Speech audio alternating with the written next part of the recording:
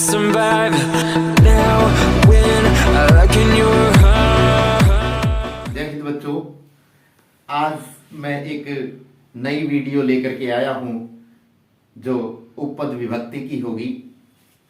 तो उपपद विभक्ति बार बार बच्चे भी ये बात पूछते हैं कि भाई उपपद विभक्ति क्या होती है जी, उपपद विभक्ति क्या होती है। तो ये अंतर जानने के लिए एक तो होती है कारक विभक्ति और एक होता है उपपद विभक्ति। कारक विभक्ति वो होती है जो कारकों के कारण आती है, जैसे कर्ता कारक में प्रथमा विभक्ति होती है, कर्म कारक में द्वितीय विभक्ति होती है, कर्ण कारक में तृतीय विभक्ति होती है, संप्रदान में चतुर्थी विभक्ति होती है। तो उस प्रकार से वो तो होती है कारक विभक्तियां। और उपपद विभक्ति होती है किसी विशेष पद के आने के कारण जो विभक्ति होती है उसे उपपद विभक्ति कहते हैं। जैसे विशेष पद का मतलब है, एक छोटा सा वाक्य है यहाँ पर, ग्रामम परितः नदी बहती। गांव के चारों ओर नदी बहती है। तो गांव के का मतलब तो है संबंध कारक का के की षष्ठी विभक्ति होनी चाहिए, लेकिन यहां पर परितः शब्द के आने के कारण ग्राम में द्वितीय विभक्ति का प्रयोग किया गया है। तो उपपद विभक्ति किसी विशेष पद के कारण जो विभक्ति होती है उसे उपपद विभक्ति कहते हैं। उपपद विभक्तियां कुछ ऐसे विशेष पद हैं जो द्वितीय में, तृतीय में, चतुर्थी में, पंचमी में, षष्ठी में, सप्तमी में उनका प्रयोग होता है। कुछ विशेष पद हैं, तो कुछ विशेष पद मैं आपको यहां पर बता देता हूं। जैसे प्रथमा विभक्ति तो कर्ता कारक में ही होती है और जैसे कि कर्तृवाच्य और कर्मवाच्य कर्तृवाच्य में होती है और केवल कर्ता कारक कर्तृवाच्य में, और कर्मवाच्य में तृतीय विभक्ति होती है। तो यहां पर मैं बता देता हूं आपको। अब द्वितीय विभक्ति की जब बात करते हैं तो द्वितीय विभक्ति में बहुत से ऐसे विशेष पद हैं जिन शब्दों के कारण ये द्वितीय विभक्ति उनमें होती है। तो जैसे है परितः, उभयतः। परितः का अर्थ है चारों ओर, उभयतः का अर्थ है दोनों ओर, अभितः का अर्थ है दोनों ओर, एकतः का अर्थ है एक ओर, सर्वतः का अर्थ है चारों ओर या सब ओर कह सकते हैं। तो इन सब शब्दों के योग में द्वितीय विभक्ति होती है। अब कैसे होती है, एक एक वाक्य के द्वारा मैं आपको बता देता हूं। जैसे परितः शब्द है, परितः के लिए हमने यहां पे वाक्य लिखा था, ग्रामम परितः नदी बहती। गांव के चारों ओर नदी बहती है। यानी परितः शब्द के कारण यहां ग्रामम शब्द में द्वितीय विभक्ति का प्रयोग हुआ है। तो उभयतः, ऐसे ही उभयतः का अर्थ है दोनों ओर, यानी ग्रामम विद्यालयम उभयतः उद्यानम अस्ति। विद्यालयम उभयतः उद्यानम अस्ति, यानी विद्यालय के दोनों ओर बगीचा है। तो वहां पर उभयतः शब्द आने के कारण विद्यालय शब्द में विद्यालयम द्वितीय विभक्ति का प्रयोग यहां पर किया गया है। फिर दूसरा है अभितः। अभितः शब्द का भी अर्थ है दोनों ओर। तो ये कह सकते हैं कि विद्यालयम अभितः उद्यानम अस्ति। विद्यालय के दोनों ओर बगीचा है। तो यहां अभितः शब्द आने के कारण विद्यालयम में द्वितीय विभक्ति हुई है। उसके बाद है एकतः। एकतः का अर्थ है एक ओर। तो एक ओर के साथ ग्रामम एकतः नदी बहती। गांव के एक ओर नदी बहती है। तो एकतः शब्द के कारण ग्रामम में द्वितीय विभक्ति का प्रयोग हुआ है। षष्ठी विभक्ति का प्रयोग होना चाहिए, लेकिन इन शब्दों के कारण इनमें द्वितीय विभक्ति का प्रयोग हुआ है। एक शब्द है सर्वतः। सर्वतः मीन सब ओर। जैसे ग्रामम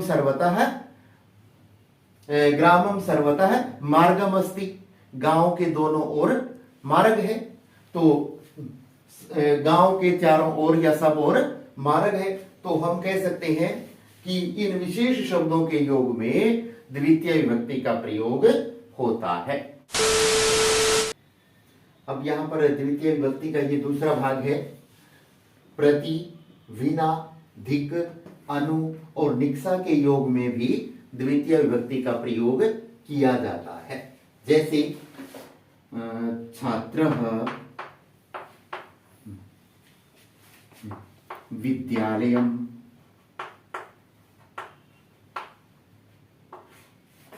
प्रति गच्छति, यानी छात्र विद्यालय की ओर जाता है। अब विना के योग में, अब यहां पर इस प्रति शब्द के कारण यहां विद्यालयम शब्द में द्वितीय विभक्ति का प्रयोग किया गया है। अब विना, जलम विना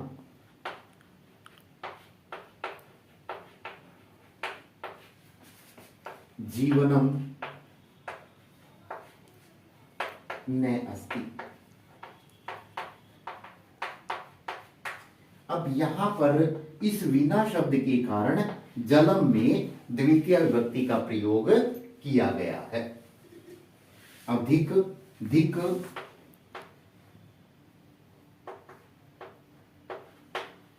धिक दुष्टम, धिक दुर्जनम कह सकते हैं, धिक दुर्जनम। तो इस धिक शब्द के कारण यहां पर दुर्जनम शब्द में द्वितीय विभक्ति का प्रयोग किया गया है। अनु, अनु का अर्थ होता है पीछे, पीछे का मतलब है पुत्रः मात्रम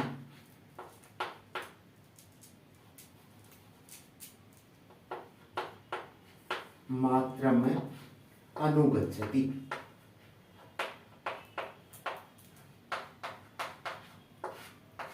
यानी पुत्र माता के पीछे जाता है। अब यहां अनु शब्द आया है माता के पीछे, यानी षष्ठी विभक्ति का प्रयोग होना चाहिए, लेकिन अनु शब्द के कारण मात्रम में द्वितीय विभक्ति का प्रयोग किया गया है। अब इसी तरह निक्षा है, निक्षा का अर्थ है समीप, पास में। ग्रामम निक्षा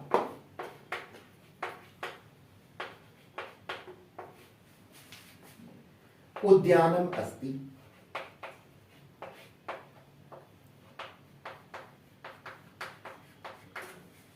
अब यहां गांव के पास के आया है तो षष्ठी विभक्ति होनी चाहिए, लेकिन यहां निक्षा शब्द आने के कारण ग्रामम में द्वितीय विभक्ति का प्रयोग किया गया है। तृतीय विभक्ति, तृतीय विभक्ति में भी कुछ विशेष शब्द हैं जिनके आने से उपपद विभक्ति होती है। शह, साकम, सार्धम, समम, अलम, हीनः, समः के योग में तृतीय विभक्ति होती है। जैसे सह का अर्थ है के साथ, शाकम का अर्थ भी के साथ, शार्धम का अर्थ भी के साथ, समम का अर्थ भी के साथ, अलम का अर्थ होता है बस, जैसे कि बस करो। हीनः का अर्थ है रहित और समः का अर्थ है समान। तो अब हम देखते हैं रामेण सह सीता गच्छति।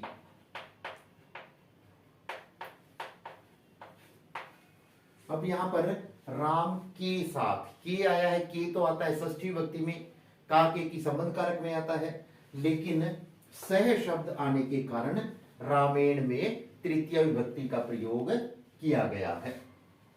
इसी तरह साकम, सीता,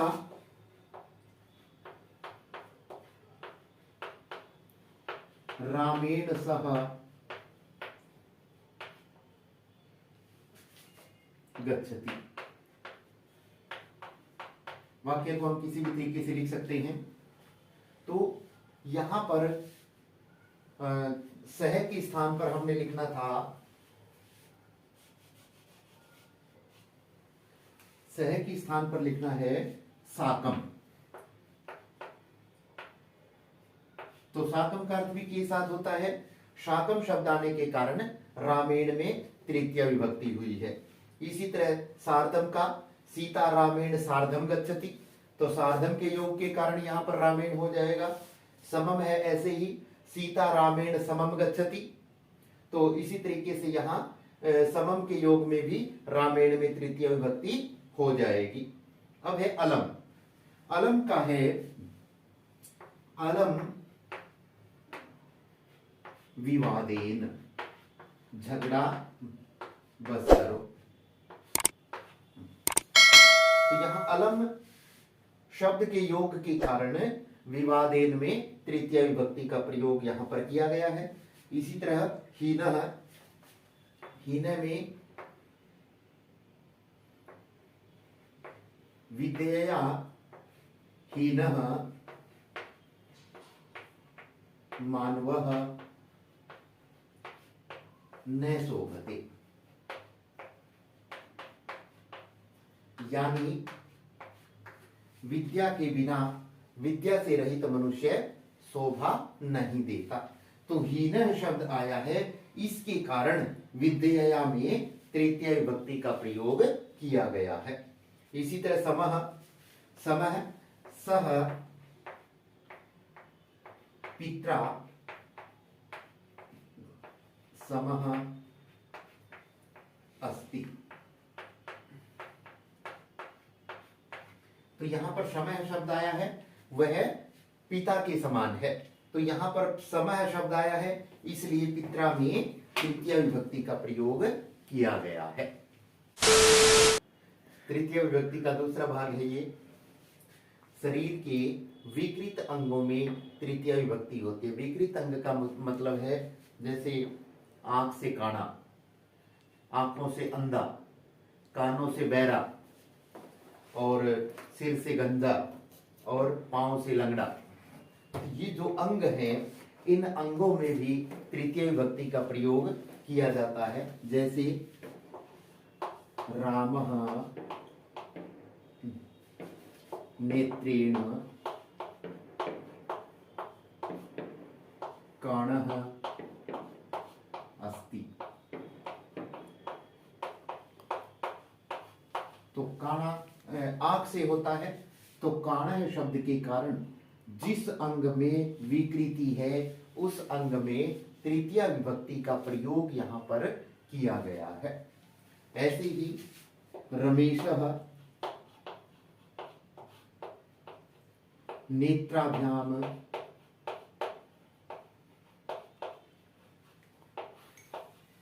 अंधः अस्ति।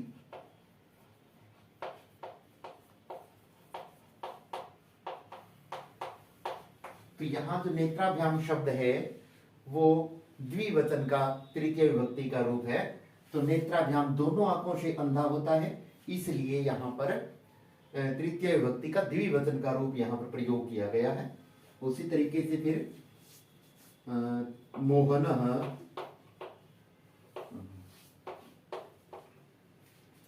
कर्णाभ्याम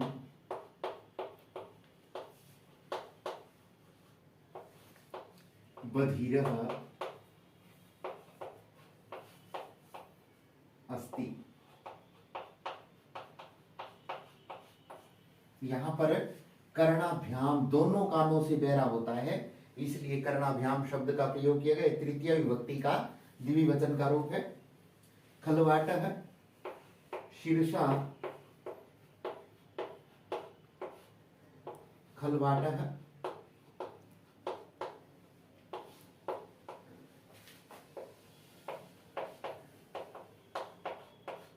यहां पर शह लगा देंगे। सह सिरसा खलवाटः अस्ति, वह सिर से गंजा है।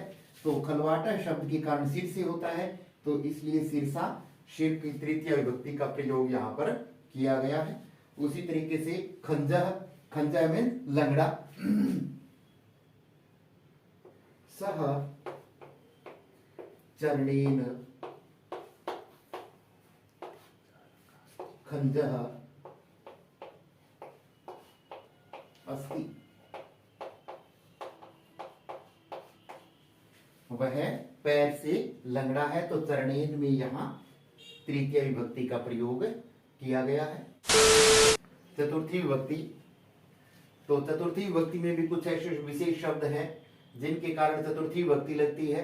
नमः, स्वाहा, स्वस्ति, स्वधा, दा और यच्छ। दा धातु और यच्छ धातु एक ही बात है। रुच धातु है, द्रुह धातु है, क्रुद्ध धातु है, सप्रीह धातु है और एक बलि ही शब्द है। तो यहां पर नमः का मतलब है नमस्कार करना। तो हम हमेशा बोलते हैं नमः शिवाय।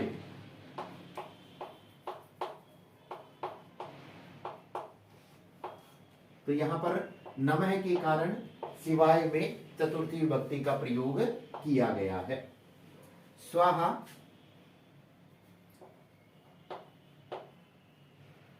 अग्नेय स्वाहा, अग्नेय नहीं अग्नेय स्वाहा।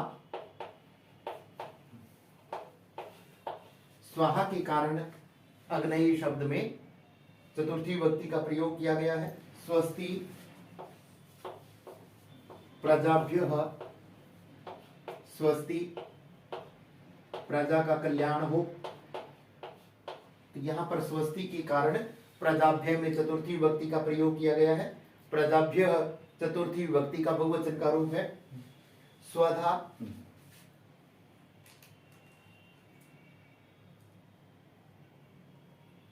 स्वधा के लिए देवीभ्यः, स्वधा, देवताओं के लिए अन्न। तो यहां स्वधा शब्द आने के कारण देवेभ्य में चतुर्थी विभक्ति का प्रयोग हुआ है। ये चतुर्थी विभक्ति का बहुवचन का रूप है। अब दा धातु है। दा धातु देना अर्थ में जहां भी दा धातु का प्रयोग किया जाता है वहां चतुर्थी विभक्ति का प्रयोग हम करते हैं। जैसे अध्यापकः,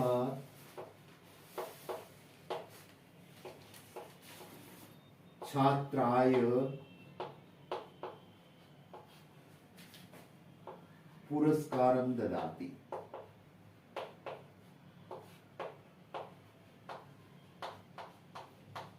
ददाति के स्थान पर हम यच्छति भी लिख सकते हैं। तो यहां पर ददाति आया है, देने की बात है। क्रिया किसके लिए की जा रही है? छात्र के लिए। तो छात्राय में चतुर्थी विभक्ति का प्रयोग यहां पर किया गया है। रुच धातु है। रुच धातु अच्छा लगना, पसंद होना। रामाय दुग्धम रोचते।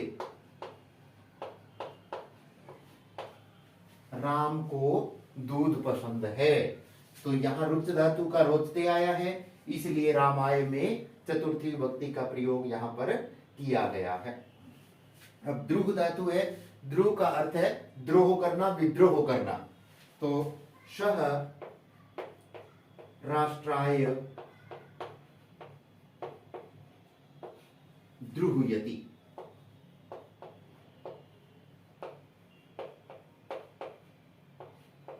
द्रुहयति वह राष्ट्र से द्रोह करता है।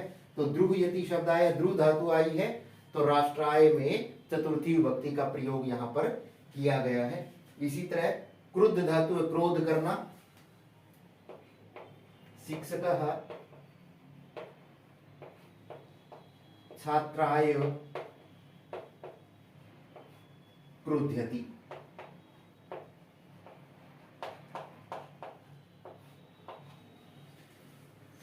तो शिक्षक छात्र पर क्रोध करता है, यानी कि क्रुद्ध धातु आई है, इसलिए वैसे तो इसमें सप्तमी विभक्ति का प्रयोग होना चाहिए, लेकिन यहां क्रुद्ध धातु आई है, इसलिए छात्राय में चतुर्थी विभक्ति का प्रयोग यहां पर किया गया है। उसके बाद है सप्री धातु, इच्छा करना। बालः फलेभ्यः सप्रीयति।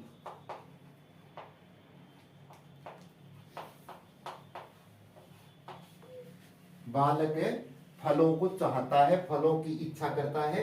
तो यहां उस तरीके से तो यहां षष्ठी विभक्ति आनी चाहिए, लेकिन सप्रीह धातु के योग में यहाँ पर फलेभ्य चतुर्थी विभक्ति का प्रयोग यहाँ पर किया गया है। और एक शब्द है बलि। बलि शब्द के लिए जैसे हम कर सकते हैं भूतेभ्यः बलि, भूतेभ्यः बलि। तो बलि शब्द आने के कारण भूतेभ्य में चतुर्थी विभक्ति का प्रयोग हुआ है। पंचमी विभक्ति में भी कुछ ऐसे विशेष शब्द हैं जिनके कारण पंचमी विभक्ति का प्रयोग होता है। विना, ऋते, बहि, प्रभृति, आरभ्य, अनंतरम, ऊर्ध्वम के योग में भी पंचमी विभक्ति का प्रयोग किया जाता है। जैसे विना, विना मैं बता दूं आपको, विना का प्रयोग द्वितीय विभक्ति में भी होता है, तृतीया में भी होता है और पंचमी में भी होता है। तो तीनों विभक्तियों में विना का प्रयोग किया जाता है। तो यहां हम कर सकते हैं जलात विना,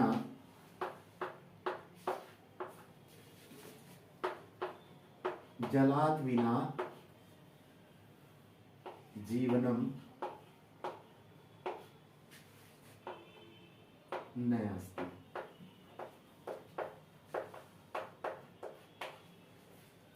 तो यहां बिना शब्द आया है, बिना के कारण जलात में पंचमी विभक्ति का प्रयोग यहां पर किया गया है।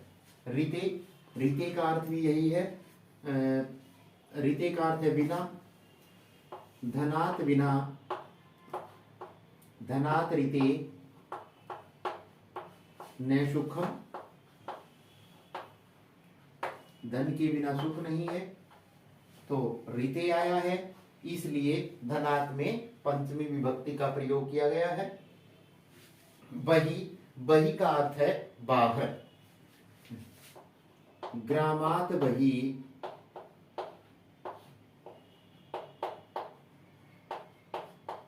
ग्रामात बहि मंदिरमस्ति।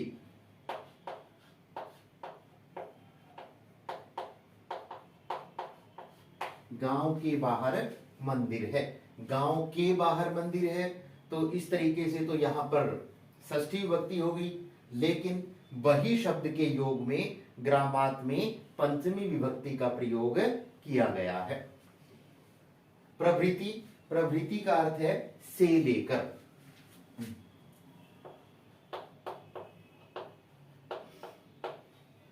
बाल्यात प्रभृति अहम अत्रैव वसामि।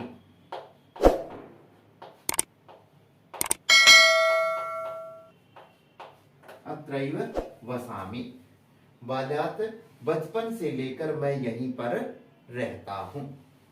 तो इसी तरीके से आरभ्य का हो जाएगा बाल्यात आरभ्य अहम अत्रैव वसामि। तो यहाँ प्रवृत्ति शब्द आया है इसलिए बाल्यात में पंचमी, और ऐसे ही आरभ्य शब्द आएगा तो आरभ्य शब्द के कारण यहाँ पर बाल्यात में पंचमी विभक्ति हो जाएगी। अनंतरम बाद में,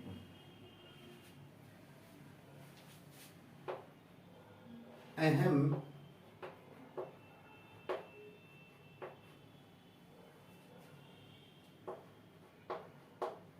अध्ययन कार्ये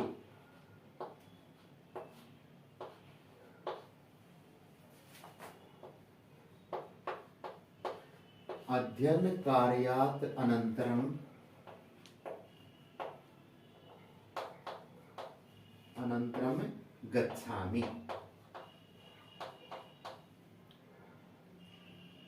गच्छामि नहीं, गमिष्यामि।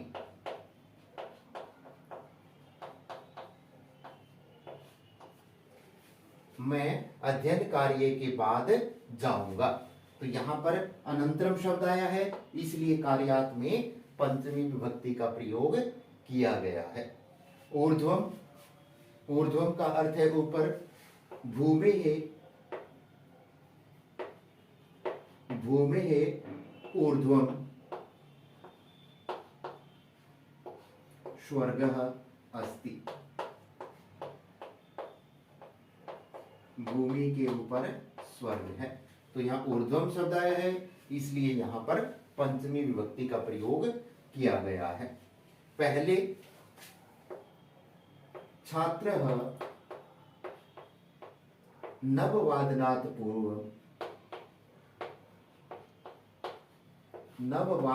पूर्वं पाठशालां गच्छति।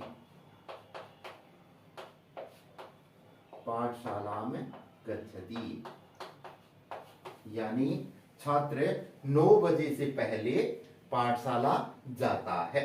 तो पूर्वम शब्द आया है, तो इसलिए नववादनात् में पंचमी विभक्ति का प्रयोग यहां पर किया गया है। षष्ठी विभक्ति में भी कुछ विशेष शब्द हैं जिनका प्रयोग करने से षष्ठी विभक्ति ही होती है। जैसे पुरः, पुरतः, पुरस्तात्, तीनों का अर्थ होता है सामने। अग्रतः आगे, आगे की ओर। अधः नीचे, ऊपरी, ऊपर। तुल्य और सदृश समान। अंतः भीतर, दूरे दूर, समीपे पास, अंतिकम भी पास, और दक्षिणतः दक्षिण की ओर। इन सभी विशेष शब्दों के योग में षष्ठी विभक्ति का प्रयोग किया जाता है। तो देखिए कैसे होता है। ग्रामस्य पुरः लिख सकते हैं, पुरतः भी लिख सकते हैं। ग्रामस्य पुरः सरोवरः अस्ति। तो पुरः शब्द आया है, यहां पर हम ग्रामस्य पुरतः भी लिख सकते हैं, यहां पर हम ग्रामस्य पुरस्तात् भी लिख सकते हैं। तो तीनों के योग में षष्ठी विभक्ति का ही प्रयोग होता है। तो पुरः, पुरस्तात् और पुरतः के आने के कारण यहां ग्रामस्य में षष्ठी विभक्ति का प्रयोग हुआ है। अग्रतः आगे की ओर। ग्रामस्य अग्रतः विद्यालयः अस्ति।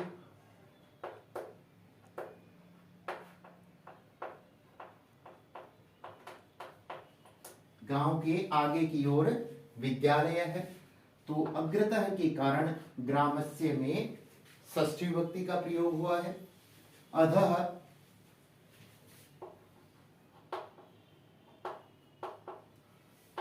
वृक्षस्य अधः यात्री तिष्ठति।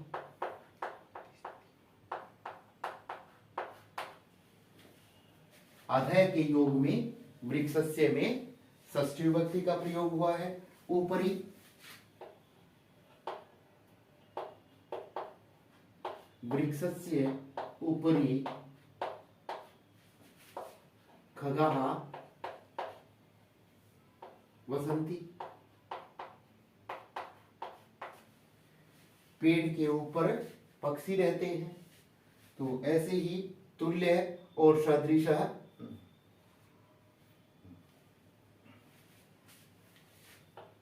ईश्वरस्य तुल्य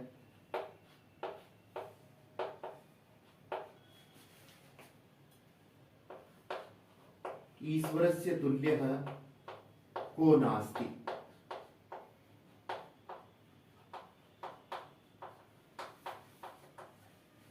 ईश्वर के समान कोई नहीं है। यहां हम ये भी लिख सकते हैं, ईश्वरस्य तुल्यः को न अस्ति।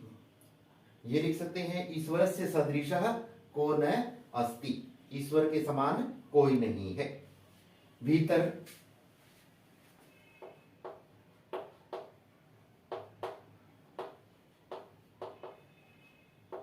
विद्यालयस्य अन्तः छात्राः सन्ति। विद्यालय के भीतर छात्र हैं। तो अंतः शब्द आया है, इसलिए विद्यालयस्य में षष्ठी विभक्ति का प्रयोग यह हुआ है। और फिर हम कर सकते हैं दूरे। दूरे का अर्थ है दूर।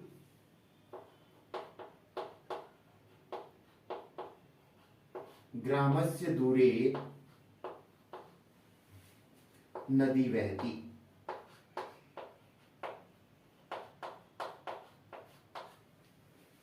ग्रामस्य दूरे नदी बहती, दूरे शब्द आया है इसलिए ग्रामस्य में षष्ठी विभक्ति का प्रयोग किया गया है। समीपे, समीपे पास में, विद्यालयस्य समीपे,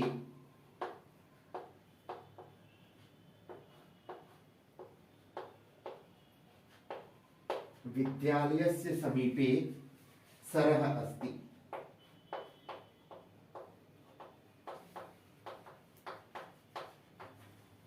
विद्यालय के पास में तालाब है। तो समीपे शब्द आया है इसलिए विद्यालयस्य में षष्ठी विभक्ति का प्रयोग। और अंतिकम, अंतिकम भी पास होता है तो विद्यालयस्य अंतिके सरः अस्ति, ये भी हम लिख सकते हैं। फिर दक्षिणतः, दक्षिण की ओर तो लिख सकते हैं ग्रामस्य दक्षिणतः उद्यानम अस्ति।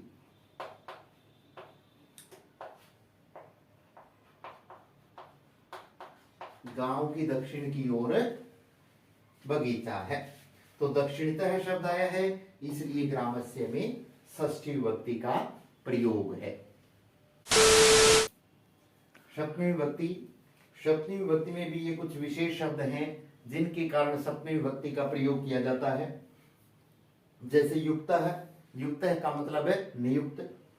तत्परः, तत्पर का मतलब है लगा हुआ। निपुण, कुशल, चतुर, निपुण और इन शब्द का अर्थ है कुशल।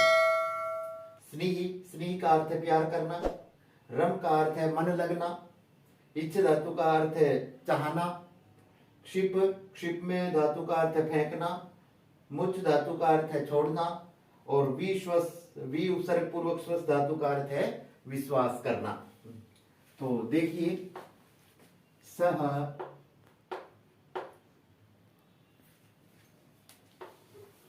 अध्यापन कार्ये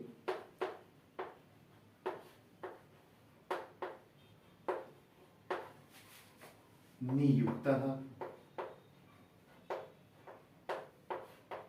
अस्ति। वह अध्यापन कार्य में नियुक्त है। तो नियुक्त शब्द आया है इसलिए अध्यापन कार्य में सप्तमी विभक्ति का प्रयोग यहां पर किया गया है। तत्परः सह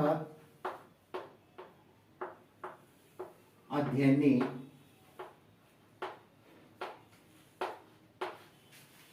तत्परः अस्ति, वह अध्ययन में लगा हुआ है। तो तत्पर शब्द आया है, तत्पर के कारण अध्ययन में सप्तमी विभक्ति का प्रयोग यहां पर किया गया है। और निपुणः, कुशलः, चतुरः के लिए मोहनः, मोहनः लेखने निपुणः अस्ति। तो हम यहां लगा सकते हैं मोहनः लेखने निपुणः अस्ति, मोहनः लेखने कुशलः अस्ति, मोहनः लेखने चतुरः अस्ति और मोहनः लेखने प्रवीणः अस्ति। तो सबका एक ही अर्थ है इसलिए मैंने एक वाक्य में ही इसको समाप्त कर दिया है। इन शब्दों के अर्थ में लेखने शब्द में सप्तमी विभक्ति का प्रयोग यहां पर किया गया है। अब स्नेह धातु है, स्नेह धातु प्यार करना। माता पुत्रे स्नेहयति।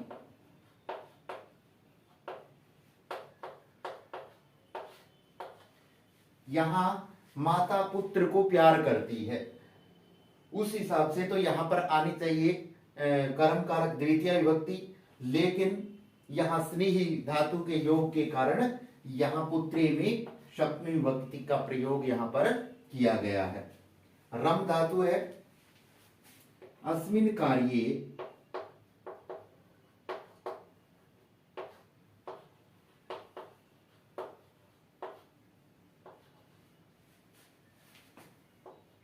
मम मनः न रमते। इस कार्य में मेरा मन नहीं लगता है। तो रमते आया है, इसलिए कार्य में षष्ठी विभक्ति का प्रयोग, सप्तमी विभक्ति का प्रयोग यहां पर किया गया है। इच्छ धातु चाहना,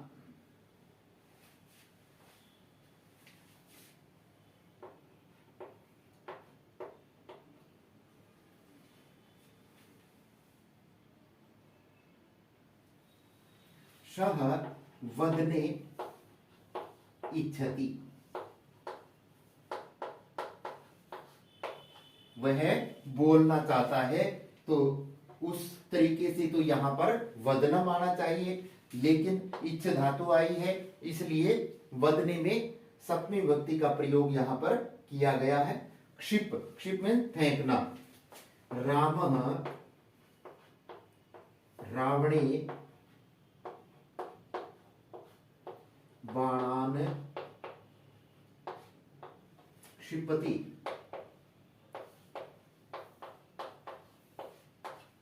राम रावण पर बाण फेंकता है।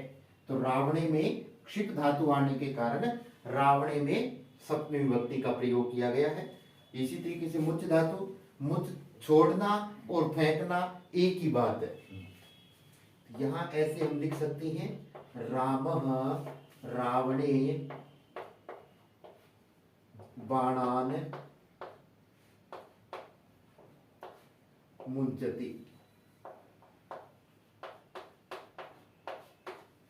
तो यहां पर रावणे है, इसमें मुच धातु के कारण, मुच धातु के कारण सप्तमी विभक्ति का प्रयोग किया है। और फिर है वी प्लस वी उपसर्ग पूर्वक स्वस्थ धातु विश्वास करना। शिक्षकः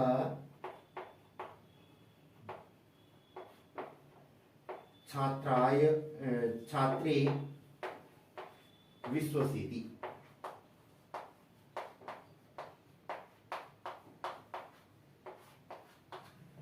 तो यहां पर विश्वसिति वी उपसर्ग पूर्वक स्वस्थ धातु आई है, इसलिए छात्रे में सप्तमी विभक्ति का प्रयोग यहां पर किया गया है। यहां हमारा उपपद विभक्ति का अध्याय समाप्त होता है। और इस तरह की व्याकरण से संबंधित वीडियो देखने के लिए चैनल को लाइक करें, सब्सक्राइब करें। धन्यवाद। Peace.